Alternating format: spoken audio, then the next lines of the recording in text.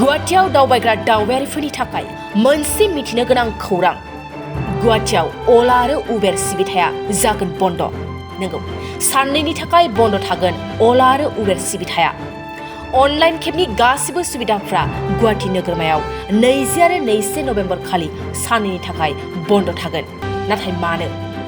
मिथिनाय बादिब्ला अला आरो उबेर सालायगिरिफ्रा गावसिनि दाबिखौ लानानै बे साननैखौ बन्द फोसावदों। बिथांमोननि फोरमायनाय बादिब्ला गासै केब सालायगिरिफ्राबो फरायनानै गाव गावनि जिउआव माबा मोनसे खालामगोन सानदोंमोन। नाथायब्ला गारि सालायनानै सानसेयाव 700 निफ्राय 800 रां मोननायजों माब्रै नखर सालायगोन? फारसेथिं बे रांजोंनो गारिखौबो फोसाबनानै लानांगौ जायो। बेनिखायनो गासै गुवाहाटी नोगोरमानि केब सालायगिरिफ्रा सरकारनिसिम माखासे सुबिदाखौ दाबिनायनि नोजोराव बे बन्द फोसावनायनि थिरांथाखौ लायो होननानै सुलुंनिफ्राय मिथिनो मोननाय जादों।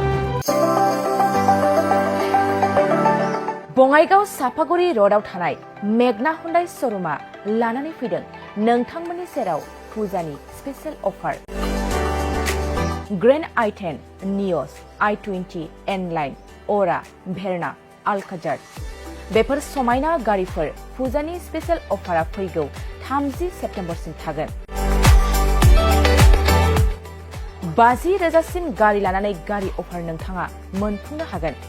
अब्ला मानोथो गोबाव खालामनो? थाबैनो नोंथाङा बङाइगाव सापागुरि र'ड एबा लामा सेराव थानाय मेगना हुन्डाइ श'रुमाव नोंथांनि फसायनाय गारिखौ लाहैदो।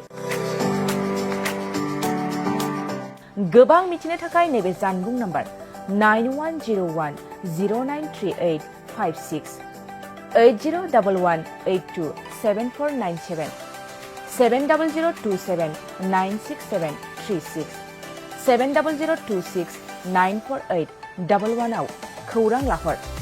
मेगना हुन्डाइ श'रुम बङाइगाव सापागुरि र'ड।